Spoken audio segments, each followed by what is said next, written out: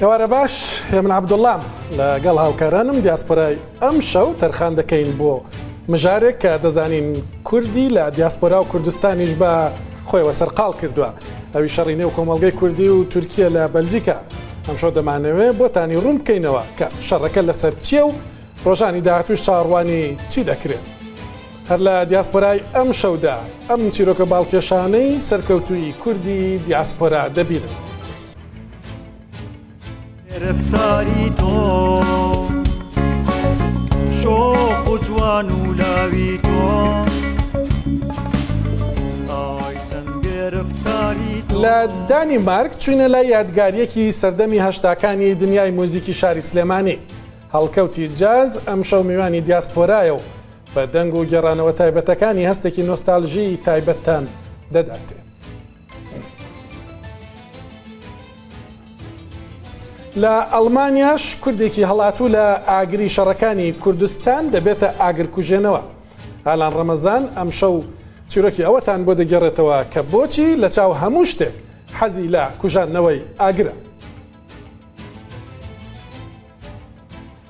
هەروەها لە بەریتانیا هونەرمەندێکی کورتەیە کە کاری ناوازە دەکات. تیش بەرزنجی بۆتە ناوێکی ناسرا و نێوبانگێکی نێودەوڵەتی هەیە.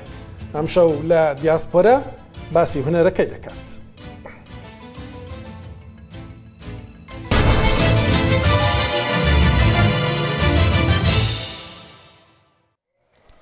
لە ڕۆژانی ڕابردوودا لە بەلجیکا شەڕ لە نێوان هەردوو کۆمەڵگەی کوردی و تورکیدا دروست بوو. دەستپێکی شەڕەکە بەوە بوو کە لە شاری هاوت هالن هێلختن گروپێکی تورکە تونداژۆکان هێرشیان کردە سەر ماڵێکی کورد. ماڵباتەکە تازە لە ئاهەنگی نەورۆز گەڕابوونەوە. ئەو ڕووداوانەی بەدوایە و هێرشەدا هاتن دەنگدانەوەی گەوریان هەبوو. تورکەکان دەڵێن بۆی هێرشیان کردوتە سەر ماڵەکە چونکە هەواداری پەکەکە بوونە. بەڵام لە بەردەم ماڵەکەدا و لە ڕووداوەکانی دواتریشدا ئاڵای کوردستان سووتێنرا و گەنج و پیری کورد تەنیا لەبەرەوەی کە کورد بوون لەلایەن ئەو تورکانەوە کە بەدەست هێمای گورگەبۆرەکانیان بەرز دەکردەوە لێیاندرا و سوکاتیان پێکرا. راپۆرتێک لەسەر ڕووداوەکە دەبینن دواتر لەگەڵ میوانەکانم زۆرتر لەسەری ڕادەوەستم.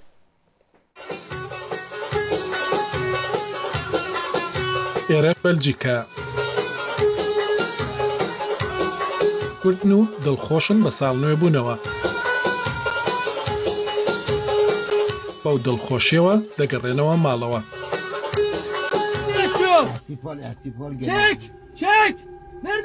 بەڵام تورک ڕێگەیان پێدەگرن و خۆشەکان لێ دەکەنە ناخۆشی.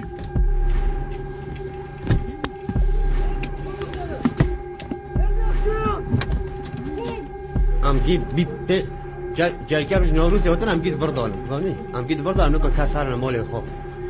ئەم گیت بڕدانە خۆ ئەم گیوەتەنە مۆڵێ بۆفێ من پشتی ناوروز خاڵس پێ مۆتەنە مۆڵێ بۆفێ من تەزانی بیرۆ نەوروزی مەیە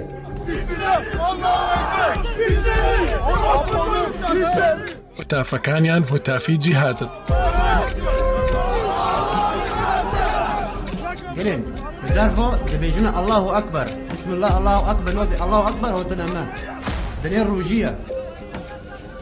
جیهاد لە دژی ئەوانەی کوردن و نەورۆزیان پیرۆز کردووە.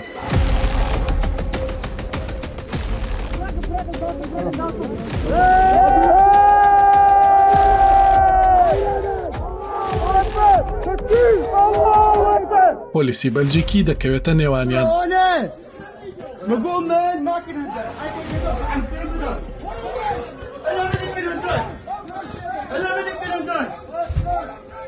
هەوڵ دەدات بڵاوە بە تورکەکان بکات.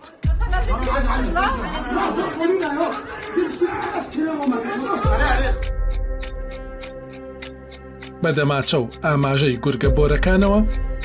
گەنجێکی کورد دەڕفێنن.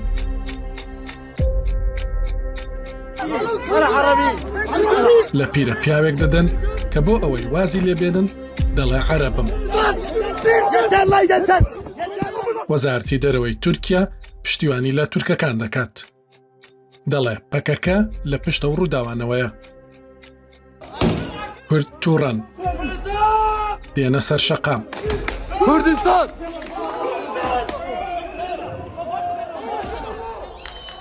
هەندێکیان خەریکی ئاڵۆزکردنن بەڵام هاوڕەکانیان ناهێڵن.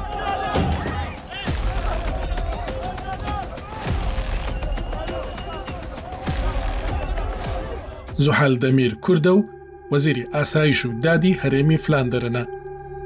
ئەویش هۆشداری دەدات.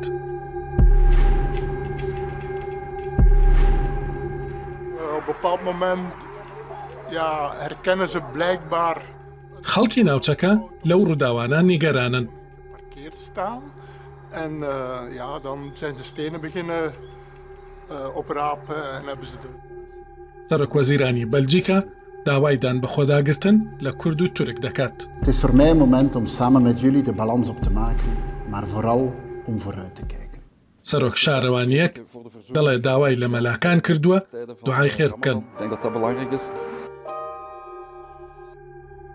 دوو گەنجی تورکن لە ئەڵمانیان و هەڕەشە لە کورد دەکەن.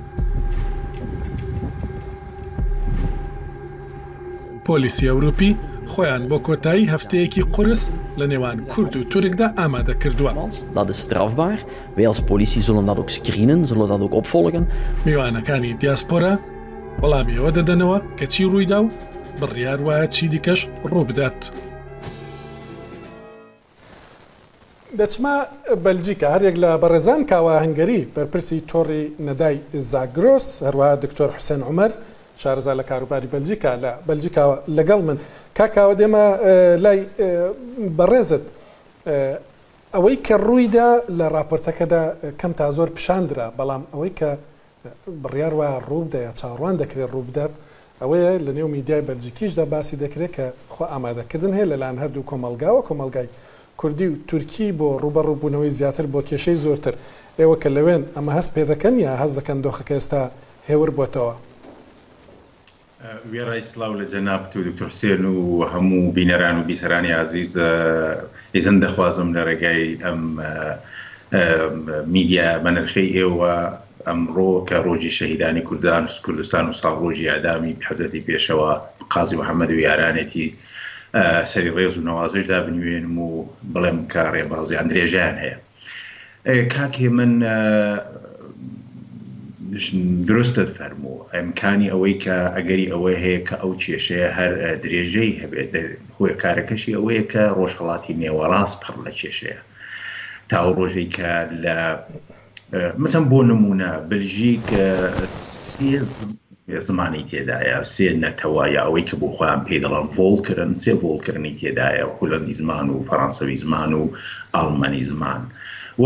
هەندێک کێشەی سیاسی و ئیداری و تەنانەت ئەرزیشیان هەبووە لە ڕابردوودا،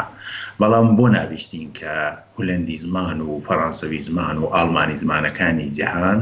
بە پشتیوانی بە یەکێک لەو گروپە زمانیانە لە وڵاتی ئەمریکا یا لە شوێنێکی دیکەی ئەم دنیای ئاوا بەشەڕ بێن. بۆ کارەکەی ئەوەیە کە عەسڵی پرسەکە عەسڵی مەسئەلەکە لە جێگەی خۆیدا حەل نەکراوە. بۆ کارەکەوەیە کە نظامێکی فاشیستی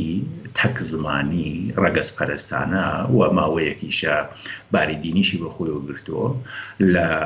ڕۆژهەڵاتی نێوەڕاست و بەتایبەتی لە تورکیا، لە ئێران، لە سووریا حزوری هەیە و تا ئەو کێشانە لەوێ چارەسەر نەکرێن مرۆڤی کوردی شتێکی ئاساییە بە دوای دەرفەتدا دەگەڕێت، بە دوای دەرفەتی بوون و دەربڕینی بوون و شناسی خۆیدا دەگەڕێت. ئەوەی کە کوردێک ئاڵای کوردستان بە دوای بۆنەی نەورۆزەوە لە ماشینەکەیدا هەڵداوەسە یا بەدەستەوە دەگرێت شتێکی زۆر زۆر ئاساییە و زۆر ڕێگە پێدراوە و زۆر زۆر یاساییشە، یعنی هیچ کێشەیەک لێرە لەباری یاسایی و حقوقیەوە ئێمە لە مەسەلەکەدا نابینین. بەڵام بۆ دەبێت گورگە بۆرەکان یا تیمێک لە گورگە بۆرەکانەوەی خۆیان بە گورگە بۆرەکان و بە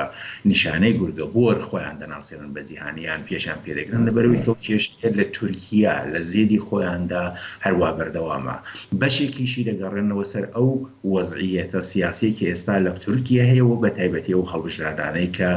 ڕوبەڕوویە لە تورکیا بەڕێوە دەچێەوە هەوە ئاڵۆز و گرژیانی کە لە بینی دەوڵەتی تورکی زۆر باشە. ئەگەر بگەڕێنەوە بۆ پرسیارەکەم ئەوەی کە باسمان کرد ئێستا ئالۆزی هەیە لە بەلجیکا لە چاو ڕۆژانی ڕابردوو یان هەوڵ هەست دەکەی کە هێور بۆتەوە دۆخەکە؟ کۆنتترۆل کراوە، دەبێت ئاوا بڵین کە کۆنتترۆل کراوە، هیچ ناتوانین باز لە ئارامی بکەین چون هەر کات و ساتێک ئیمکانیەوەی هەیە کە دووبارە بە هەر بۆنەیەک لە هەر جێگایەک نەکرد لە بەلژیکا بەڵکو لە هەموو وڵاتانی کە کورد و تورکدا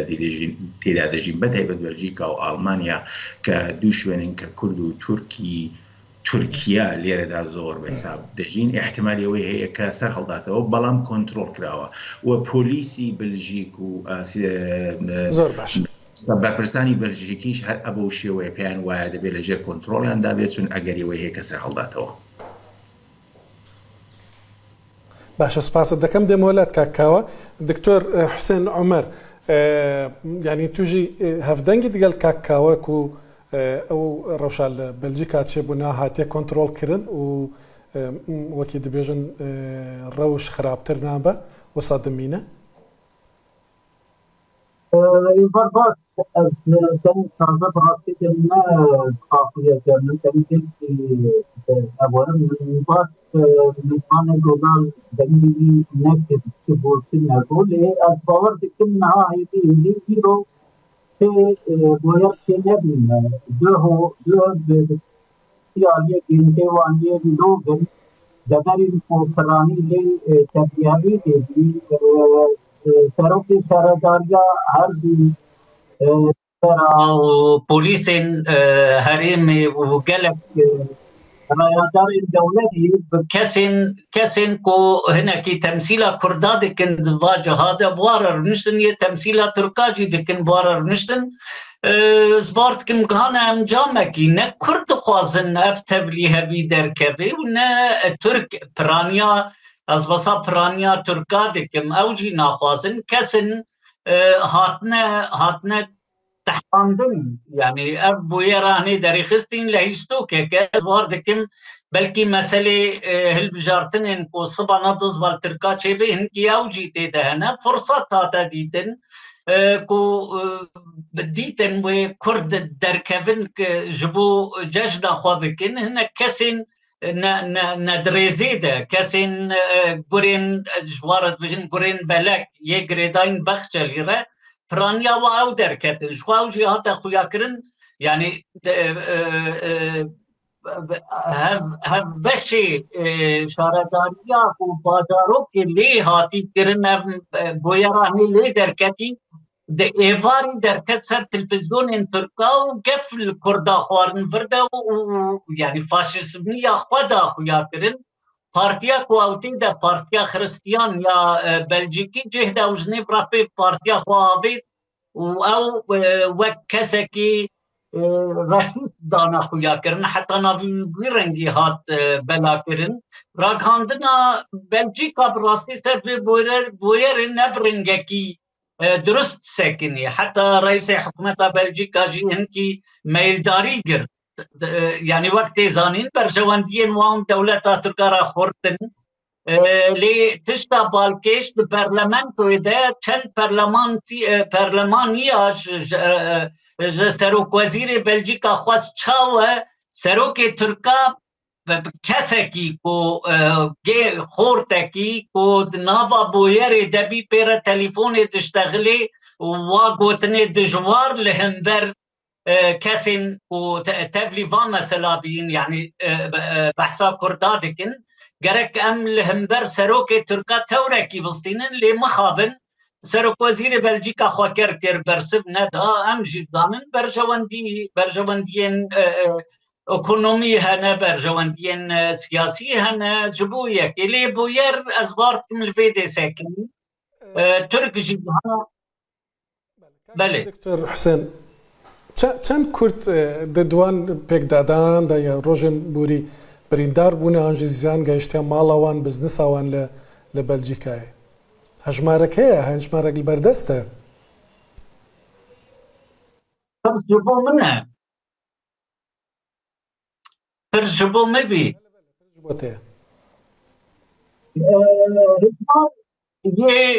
یک بچکی روشاوی نباش بین هاجی خسته درکت المالیه لیدیسا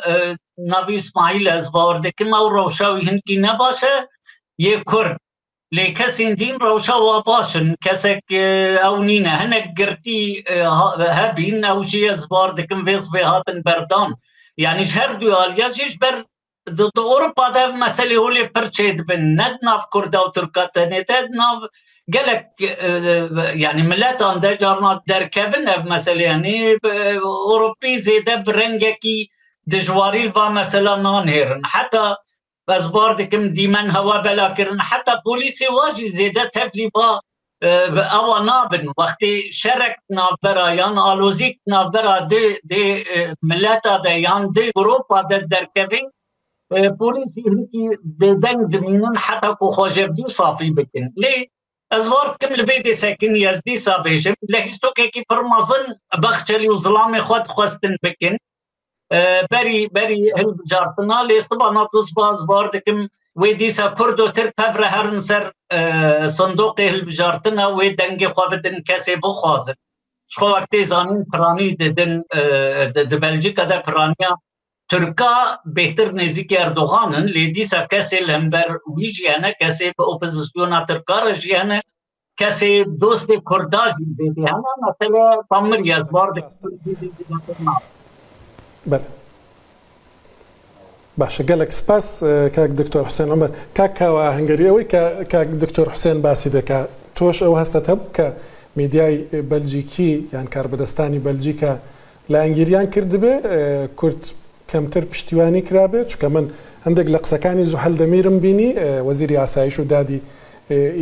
بەلجیکا کە ینی قسەی زۆر بە باڵانس و سەنگین بوو لەسەرەوە مەسەلە دەزانین زوحەل خۆی کوردە تۆ چۆنی دەبینی؟ باشترین بەڵگە لە دوانەکانی سەرۆک وەزیرانی بەلژیکایە کە لە دوانیدا ئێوەش کەمێکیتان بڵاو کردەوە ئاماژەتان بە سەرەتاکەی کرد لە کۆتاییدا بەداخەوە ئەلێکساندر دەکرۆ کە هاو حیزبیشین لایەنگرانە یا زۆرتر بە قازانجی تورکیا لێدوان دەدا و پێکاکاوەکو گروپێکی تۆرۆریستی پێناسە دەکات ئەمە باوەڕی من نادروستترین و بەحساب زۆرتر بە قازانجی تورکیە و تورکەکان قسەکردن بوو کە لە لێدوانی باڵاترین و ڕسمیترین مەقامی ڕسمی ئەو وڵاتەدا بیسترا بەشێکیشی بە باوەڕی من دەگەڕێتەوە سەر چۆنێتی هەڵسوکەوتی کوردەکان و دەرکەوتنیان لەو پرسەدا بە باوەڕی من هەندێک ئاڵۆزی هەبوو ناتەبایی هەبوو دەیانتوانی زۆرتر نەتەوەیی دەربکەون بۆی کە بە نێوی کورد ئەم قەزیەیە تەواو بێ نەک بە قازانجی لایەنێک کۆ بمان هەوێ نەمان هەوێ لە هەندێک وڵات لە لیستی ترۆردا هەیە منیش پێم وایە کە لە سەرۆک وەزیرانەوە بیگرین تا هەندێک شوێنی دیکە دیارە هەندێک سیاسەتمەدار و هەندێک پارلمانتاریش بە قازانجی کوردەکان یا بڵێن زیاتر ڕاستیەکانیان باس کردووە کە ئەم چون هەن لە بەیانی وەزارەتی دەرەوەی تورکیەشدا هەر لە سەرەتاکەیدا من کارمان بۆ بەشەی نییە کە پەکەکە بە ترۆریستی دەناسیوانە هەر لە سەرەتاکەیدا بە زانیارێکی هەڵە دەدا ئەم شەڕە لە لۆڤن نەبووە ئاهەنگەکە لە لۆڤن بووە ئەم ماڵباتەیە ئەو خێزانە خەڵکی تورکیە نین سیتیزێنی تورکیە نین ئەو ماڵباتە خەڵکی سووریەن سیتیزێنی سووریەن ینی هەر لە سەرەتاوە بە زانیارێکی هەڵەوە دەست پێ دەکات بە باوەڕی مە سەرۆک وەزیرانی بەلژیک نەدەبوو ئاماژە بەو شتە بکات لە کۆتاییدا و ئاوا کەمێک بەلای تورکیەوە بیشکێنێ دەیتوانی باڵانسەکە ڕعایەت بکات چون ئاسایش و ئەمنیەت لە بەلژیک بۆ سەرۆک وەزیرانی بەلژیک و بۆ بەلژیکان دەبێت لە سەروی هەمویانەوە بێ وە لێرەدا عادڵانە جوڵانەوە بە نیسبەت کورد و تورک لەو قەزیەیەدا باشترین ڕێکارە بۆ یا شێوەی هەڵسوکەوتە بە نیسبەت بەلژیکانەوە لەگەڵ ئەو قەزیەیە. باشە سپاست دەکەم کاک دکتۆر حوسێن سبە شەمی و یەکشەمی بندتۆڕین کۆمەڵاتیدا دیت هەنێک دەبێژن و خۆپشاندان تێنکردن چەوە خۆپشاندان ئاشتیانە بن چەوە دەبەرژەوەندیە کوردان دەبن بەڵێ خۆیات کە دکتۆر حوسێن نەماوە لە کاکەوە لە بەڕێستی دەپرسم لە تۆڕە کۆمەڵاتەکاندا لە هەندێک شوێن دەبینم باسی خۆپشاندان دەکرێت بۆ سپین و دووسپەی پێت وایە کورد چی بکات ئەوانەی کە لە دەرەوەن ئەوانەی کە دەچن لەو خۆپشاندانانەدا ئەگەر کرا بەشدار بن کە ئاشتیانە بێت دووری تونند و تیژی بێت ئەمە باسی بەڕێوەچوونی خۆپێشاندان یا حرەکەتێک دەکەین لە وڵاتێکی دموکراتیک و ئازاد کە وڵاتی ئێمەی کوردان نێ لە ئاسوودا کەوا بوو بێگومان دەبێت ئاشتیانە بێ بە دوور لە تونند و تیژی بێ بەڵام لەگەڵ ئەو بە قورسایی ئەوە بگرێت زیاتر لەوەش من لەسەر ئیزنی جەنابەت ئەو ئیجازەیە بە خۆم دەدەم داوا لە کوردەکان دەکەم کە هێمای حیزبی نەهێنن بە هیچ شێوەیەک من لێرە ئەو ڕخنەوگلەی خۆم ئاراستەی من لایەنگرانی پەکەکە دەکەم کە پێویست ناکە کە لایەنگرانی پەکەکە ئەکسی ئۆجلان یا ئەکسی یەپەگای یا ئەکسی یان بێساب ئاڵای پەکەکە هەڵبگرن هێمایەکی نەتەوەی هەیە بە نێوی ئاڵای کوردستان دەتوانن لەگەڵ خۆیان هەڵی بگرن لەگەڵ خۆیان بیژێڕن بۆ ئەوە ئەمە دەرفەتێکە ئێمە نابێت پرسی نەتەوەی و ئەو ستەم و زوڵمەی کە لە کورد دەکرێت لە هەر پارچەیەکی کوردستاندا بیهێنین بیشکێنین بیخێنە سەر ئاستی مافی تاکە کەسێک یا لایەنێک یا حیزبێک یا گروپێک بۆیە لەگەڵ ئەوەی کە دەبێ باوەڕی من دەبێ بە شێوەی ئارام و دوور لە توندوتیژی بەڕێوە بچێ بەڵام لەگەڵ ئەوەش پێویستە کە کوردەکان بە ڕۆحێکی نەتەوەیی بە هێمای نەتەوەیی و ئەمە دەرفەتێکە هەوە کێروکی دەڵێن هەموو قەیرانێک دەرفەتێکی تێدایە ئەم قەیرانە ئێستا بۆ کورد دەرفەتێکی زۆر گرنگی تێدایە کە بتوانن لە ڕێپێوانێکی بەرفراوانی ئوروپاییدا کە جیهان چاوی لێ دەکا پرسی کورد زەق بکەنەوە نە ئەوەی کە بیشکێنن بڕۆن بەرە و تاکە کەسێک یان وێنەی تاکە کەسێک یان وێنەی حیزبێک. زۆر سپاس دەکەم کە کاوا هەنگەری بەرپرسی تۆڕی نەدای زاگرۆس لە بەلجیکاوە لەگەڵم بوو لەگەڵ دکتۆر حوسێن عومەر شارەزای کاروباری بەلجیکا لەسەر شەڕی نێوان هەردوو کۆمەڵگەی کوردی و تورکی لە بەلجیکا کە لە ڕۆژانی ڕابردوودا مژاری گەرمی نێو میدیای بەلجیکی و تەنانەت ئەوروپیش بوو زۆر باسی کرا. سوپاسان دەکەم. ناوبڕێک وەردەگرم پاش ناوبڕ کۆمەڵێک چیرۆکی سەرنجڕاکێشمان بۆ ئامادە کردوون لەسەر دوور لە شەڕ بێگومان لەسەر کوردی سەرکەوتو لە دیاسپۆرا یا چیرۆکی ژیانی کورد لە دیاسپۆرا. پاش ناوبڕ دەگەڕێمەوە.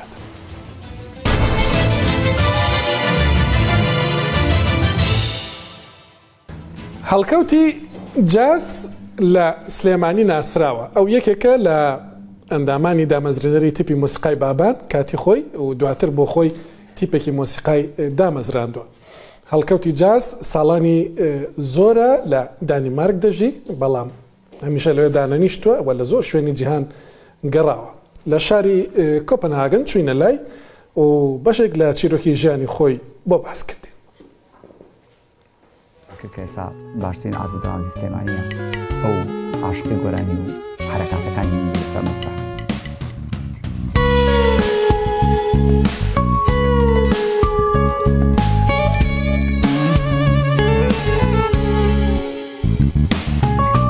ئای چەند گرفتاری تۆ شۆخ و جوان و لاوی تۆ ئای چەند گرفتاری تۆ شۆخ و جوان و لاوی تۆ دنیا توی تیانە بینە نابم دەربەستی ژینە. من ناوم هەڵکەوت ئەنوەر کەریمە خەڵکی شای سلێمانی مساڵبوونکەران لەوێ لەدایک بووم. ناوی کار و ئیش و هونەرم هەڵکەوتی جازە لەبەرەوەی کەوا لە ئەمە پێمانەوە درامس جاز ئەو دارەکانمە ناسراوم بە هەڵکەوتی جاز لە کوردستانیش و لە دانیمارکیش و بڵێن لە دنیای هونەریشە. من خۆم وەکو هونەرمەندێک سێر ناکەم یان مامۆستایەک یا بەهرەمەندێک بەڵام هونەر دۆستم لە مناڵیمەوە هۆگری گۆرانی مۆسیقا بوو. چکەم هەناسام نادابێتۆ خۆشی و شادیمت چکا بەبێ هۆ چکەم هەناسام نادابێتۆ خۆشی و شادیمت تێکدا بەبێ هۆ.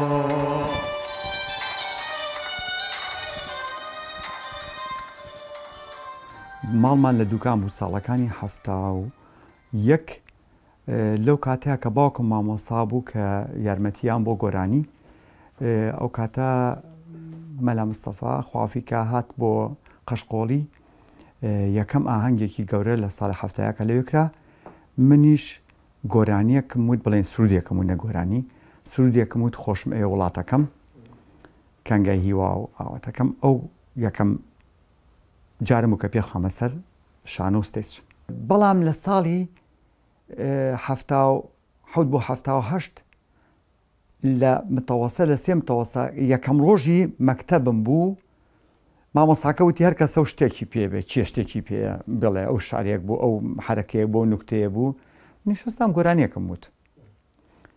یادی گۆرانەکەم نییە گۆرانیەکەم وت کە دەرسەکە تەواو بوو هاتینە دەرەوە لەوێ برادێکم و هات بۆ لام کە لێ وتی ئەتوانم یەکتری بناسیین ببین باوەڕێتم بڵێ ناوی ئاراسی شێقارە بوو ئەم ئەو کاتە جازی لێە درامسی لێە لە تیپی بابان ئێشتا تیپەکە ناو نەرابوو وتی وەرە لامان منیش چوومە ئەوێ لەگەڵیان نابووم چەند برادێک بوون چەند گەنجێ بوون دانای خاڵی ڕەشید و پێشەوی برای و کامەرا مستەفا و ئەو هونەرمەندانە بڵین هەمویان بوون و منیش لەگەڵ ئەوانە ئێشتا بڵێن لە سەرەتای تیپی بابان کێشتا ناونرا بڵێن لە دایک بوونی تیپی بابان لە سەرتاوە من لەگەڵ نابووم دامەزرانەکە بریتیمی لەم گەنجانە کامەرا مستەفا لەگەڵ هاوڕێ بوو لەگەڵ ئازبگیتا دانا بوو پێشڕۆی برای بوو ئاراس بوو من بووم ئەنجا ئاها دەستمان پێکردوین هەتا ساڵەکانی هەشتا من لەگەڵ ئەوانە لەگەڵ جەماعەتا بووم بابان بەڵام دوای ئەوە ئاراس زۆر شتی فێر کردم لە درامسەکە و حەزم لە درامسەکە بوو بەڕاستەکەی خواحافیزم لە برادران کرد لە بابان تیپی ڕازم دروست کرد ساڵی 1970 من یەکەمین گۆرانی کە کردومە ساڵی هەشتا بووە دڵە بێزارمە بەڵام لەگەڵ ئێستای منە زۆر ناگونجێت چکە من زۆر دڵم خۆشە بەڵام ئەیتان دڵە بێزارم لە خەمی دنیا من وە قارارم قەبرێ بکەم بنیا هۆکاری دابرانەکە ئەوە بووکەوە کەوتمە ناو ژیانی خێزانی و مناڵبوون و واجباتەکانی ژیان بە شێوەیەکی تر کە هەتا ئەو کاتێکەوە هەر زگوتی بوو بڵێن خێزانە نەبوو ئامادە بووی بۆ زۆر شت وەکو ئێستاش جا ئەو کاتەکە کەوتمە ناو ئەو ژیانەوە کەوتمە ناو مەشاکیلی حیاتەوە یارە هەیارە یا ڕەنجاڕۆت بووم ڕادەکرد لێم و بەدەتاوێڵ بووم دەبا بەس وایە ئەو هاتوو چۆیە خۆتۆ ئەو زانی بۆ خاتی تۆیە چاک بزانە دێڵم لە لای تۆیە بە خوێنما ڕۆی ئیتر دوور بووم لە هونەر و مۆسیقا و گۆرانی و دایی پاشەوەکەوە گەڕامەوە بۆ کوردستان ساڵی 2002 بە خێزانەوە لە سلێمانی کە لەوێ بووم بە هیچ شێوەیەک نەچوون بەلای هونەرە چوون بەلای خزمەتێکی تر ئەمجارە کە ئەوەش بوو بە پارێکی زۆرەوە من گەڕامەوە کوردستان یەکەم مینی مارکێتم دانا مینی مارکێت هەڵکەوت لە سەوڵەکە دوکانم کڕی لەوێ دوای ئەوە جارێکی تر ساڵی 2016 هاتمەوە بۆ ئیسپانیا لە ئیسپانیا پەیوەندیم کرد بە هێمنەوە هێمندەریا تیپی نانۆبیت و ئەو وتی بەسەر چاوە من حەو گۆرانی مرد ئەم یارە هەیارەیە و لەگەڵ دڵە بێزارم و گۆرانەکانی خۆم بۆ برد بۆ ئەوێ بەڵام نەمانتوانی حەوت گۆرانەکە دروستکەین سێ گۆرانیمان تیا دروست کرد لەو بەرهەمانە وەی لە ژنی دەبا بۆڵا من بە چاکیم تۆش بە تۆڵا هەموومان سەرمان لێ تێکچوو لەبەر خاتی پاشاکی تۆ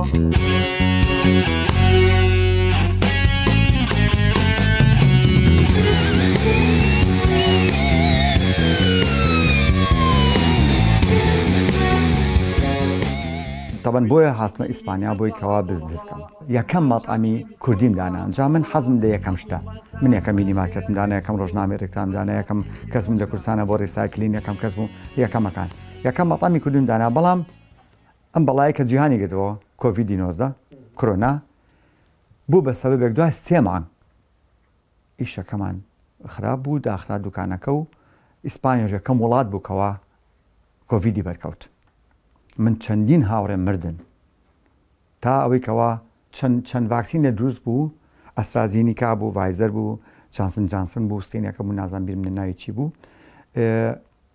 ئەوانەی کەوا خاوەن دوکان و مەستەحت و مەطعەم و بار و ئەمانە بوون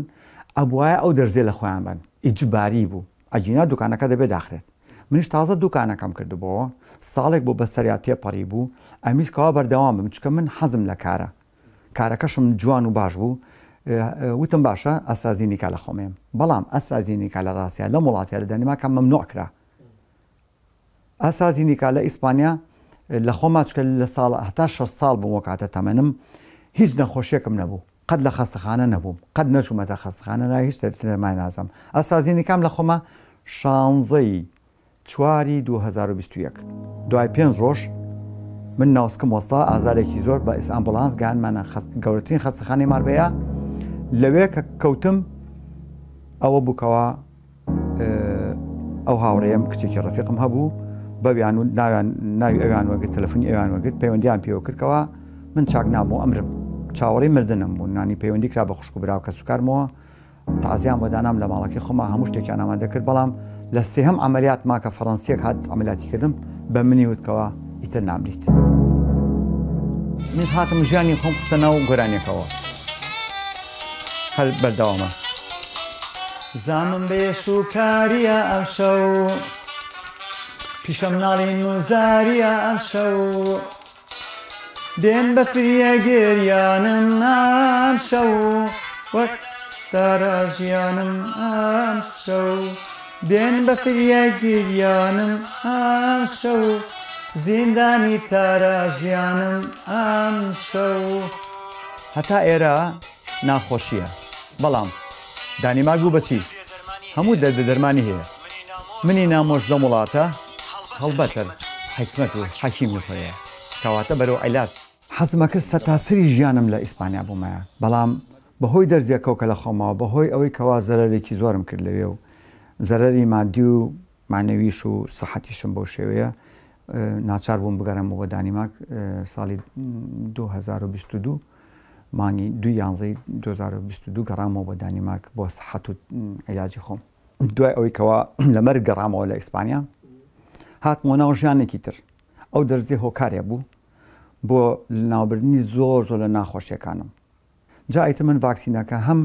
هەم شێوەی مادی زەرەری لیام هەم بە شێوەی جسمیش زەرەری لیام ئەوە بوو بەهۆی کەوا ئێستا من ناتوانم جارێک تر نە ئیشکەمەوە نە درامس لێ بەمەوە بەڵام زۆر شتی ناخۆشی لەبیر بردوومەتەوە بەڵام ئێستا شکر بخوا من هەستەکەم من بەختەوەرترین پیاوی ئەم دنیایم هەڵکەوتی جاز بوو لە دانیمارک دێمە ئەڵمانیا ئالان ڕەمەزان ساڵانی زۆر نییە کە لە ئەڵمانیا دەژی بەڵام توانیوێتی لێرە پیشەیەکی جیاواز و پڕمەترسی بخۆی بدۆزێتەوە ئەو لە کوردستانەکەەوە هاتووە کە هەمیشە لەسەر بورکانی جەنگ و پێکدادانەکان بووە کەچی لێرە نایوێ جارێکی دیکە ناوێت لە ئاگر دوور کەوێتەوە لە زاری خۆی بیستن کە بۆچی و پیشەی هەڵبژاردووە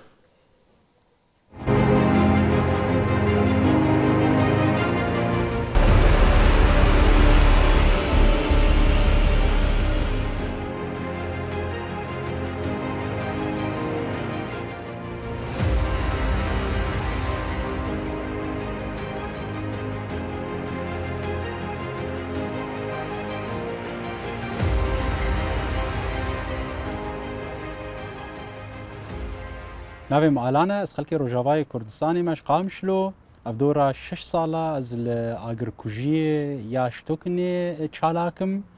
و من چەند ئاساوانە دەرباس کردە و ئەم چاواتێن یان چاواتێن ئاگەهدارکردن ئاگرکوژیێرە هەر مرۆڤێکی ئاگرکوژ پشتی ئاسێکی ئاستا پێشی دەرباز دکێ ئەف ئامورایە دەدێنێ ئەف ئامورایان بەس گلێکەت ژمارە ولۆ سەرەکە دنویسێ چییە لکو دەرەیە و ئەو مەزنبوونا ئێvê بوویەرێ ئێ زیانێ چییە ئەم ژی تێن ڤر جلێ خەوانا دگوهرین لە تنبێلا خۆ سوار دبن و ئەم دچین جێ زیانێ ئاگاهین بهتر ئیجاد تنبێلێ دەت سنترال ژمارە چینێ سنتەرا ئاگرکوژیە دبێژێ ئەف بوویەر ولۆیە هەف قاس کەس بریندارن هەگەر ئەم بێژن نەمەرجەژی تەنێ ئاگر و ئانا پێکەوێ گمە هشیار بکن یان ئەلارمێ ژمەرە بشینن ئانا وەک بەری چەند ڕۆژە ئاڤ لە هیوانا چێبوو ئەڵمانی ئاسا ئاوێ بلند بوو ئەواناژی ئەرکێمەنە جار جارانژی هشیاری ژمەرە تێن ئەم بێژن لجیەکی وەکە دزانی گەلک بۆمبە دشەڕێ جیهانە دووەمیندا لە ئەڵمانیا یەکەتن گەلک جوانە نەهات نەتەقاندن ئەم دیگەل لەشکرێن ئەڵمان ئەم درن ور وان دەرات پارێزن حەیاگ ئەو بۆمبەیە ڕادکن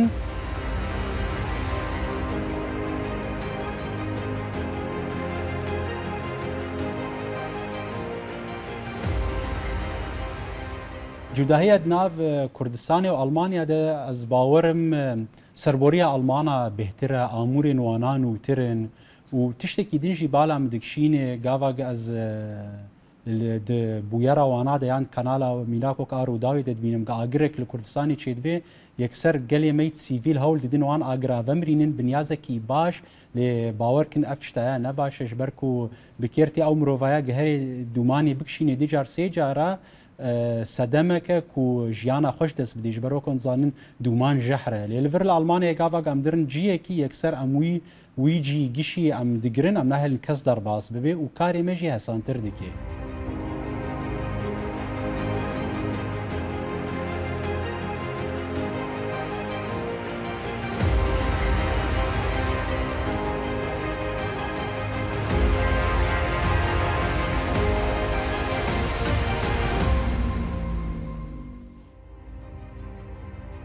لفر قافا قم دس باقر كوجيه كير وك مروفكي خوبخش تشتك بالا مكشان بالا خداي ألمان في كاري وكا بيشا ديكن وقلكي بيشكتي ندفي وارده مگو چما از شخوره پرتوککی بکردیل سرویچتینان ویسم جبوکو از وی خوندنی وی زانیاریه بگی جینم کردستانی وانا گلی ما چر روجاوا بن چر حرف سپرچیدن بن من رابو من دست به پرتوکی کر اف دورا سالو نیوکی السرد خبطم پرتوککی جی ای بناوی آمورین آکرکوژیه من وینا بداوی کریه پرتوکا منی آدو مین اویای جی بناوی آکرکوژی وک زانست اوه جبراسی گلکی از باورم سالک باش مرد وی حیاز وینا بداوی بکم وکا وندمین جیدری من گلکن گش پرتوکن المانینا ها اوهان اف پرتوکا کم دست خسیجی حوالکی من دایمه خوندنا خوانا گش لسر دکن و از بنیازم گازوانا گشی درباسی پرتوکا خو بکم د پرتوکې د جی راهینانی اگرکوژی ته ده هنه ام بیجن وکی مروف از آنا کام بیجن تنبیلا اگرکوژی چو جی بویره و هر مروفه که اگرکوژ ارگی وینا چیه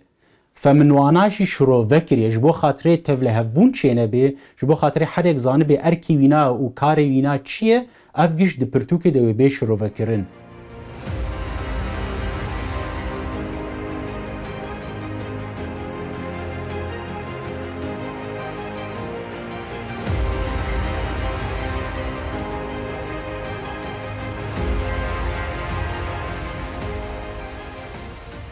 پشتی 6 ساله از با آلمان را کار اگرکوژی من کر آسته من پیره بلند بون سالا چون استیرکه کی دامن اف استیرکه براسی بلکی گلک جوانا هنه 10 ساله و استیرکه بدست نخستنه آلمانی جاد بیجن مروف اگرکوژ هگر استیرکه کل سر پی وینا هبه هرتم پشراز با هر بالی پرسی خوانا جیب کش بر اف مروفایا گلکی سربوریا وینا دویواری ده هیا پشتی دمه سیمه هیدنجی رونشنامه یا صالح هی از بهویمه گسیرکا کادن ورکیلکا وینا دانین دچینا بریتانیا لوی تیشک برزنجی سالانه لوی دجیت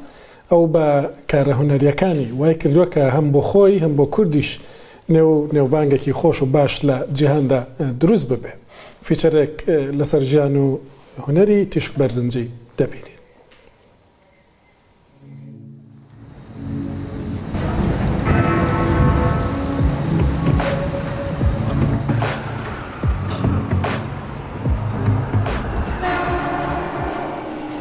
نام تیشک برزنجیا لسليماني لدايق بوم إذا لصاينو شاش بونا حول چون بو لندن آرتيستم لره لميدياي بريطانيا شكانيان كلمنا وماجزين وشتي جاز ولا بدور دور در خلق زيادة الناسي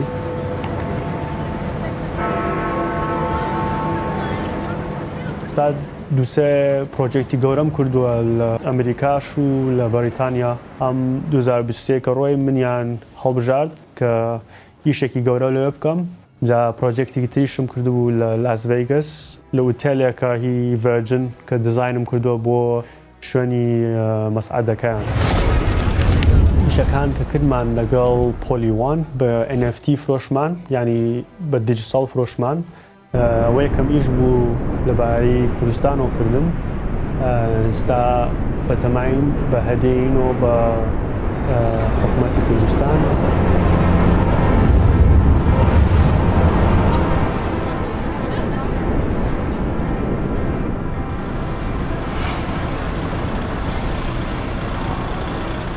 ئەوە شتێکی زۆر لام پێخۆش بوو بتوانمەوە بێمە بۆن لایەنە کاتیشە بۆی بتوانم ئارتیستی تر کە لە کوردستانەژی بتوانن عینەش بتوان بکەن و وڵاتی تری ئیشەکانیان ببینن.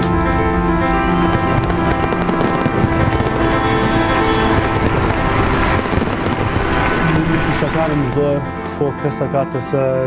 ژیانی خەڵک، ژیانی خۆشم و لەگەڵ different کەلەری جیاواز کە چێ بێکەوە ئەو شتێکە کە زۆر خەڵک کۆنێکتە بێ بە کەلەرەکان، بەڵام زیاتر ئیشەکە لەبارەی شتێکی گەورەتریشە. ژیانی خۆشم کە لە کوردستان بوومە و شتانەش حەزەکەم تێکەم لەگەڵ ئەو ژیانی کە ئێستا لە لەندەن بووم لە 7 ساڵیەوە ئێستاش دوو لایف لاینن کاتە مێبیکەمە یەک شوێنەوە شتی تازەشکەی بیرم.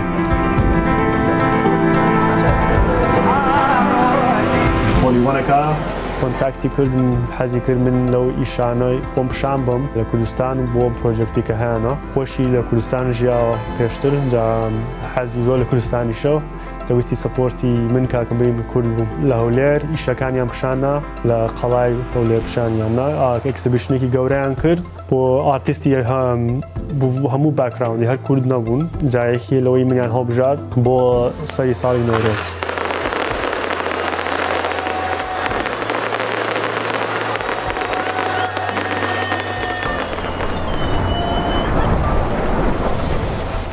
بەڵام بەتەمام لە 2024 دووسێ پرۆژێکتم هەیە کە دێتە دەرەوە. یەکی لەوانەیە حەزەکەین شتێ بکەین لە کوردستان بۆی کە بجار بتوانم ئیشەکانم لێ پیشاندەم، بەڵام دەرەوی ئێرەش دووسێ ئیشەکەم لەگەڵ کتێب بۆ بووکەڤەرێت بەتەمام دەریکەم کتێبی ئیشەکانم. لە عینە کاتیشە پرۆژێکتێکی تریشم هەیە بۆ پەرسنەڵە بام لە عالەمی پیشانیم ئینستەلیشنە دروست دەکەم کە خەڵک بتوانێت بێتە ناو ئیشەکانەوە. ئەنجە بەتەمای لە ئەندی 2024 پیشانی بین لەوانەیە لە ئەمریکا بێن لە لەندەن اینجا لەوانەیە لە شوێنێکیش لە کوردستان پیشانی بین.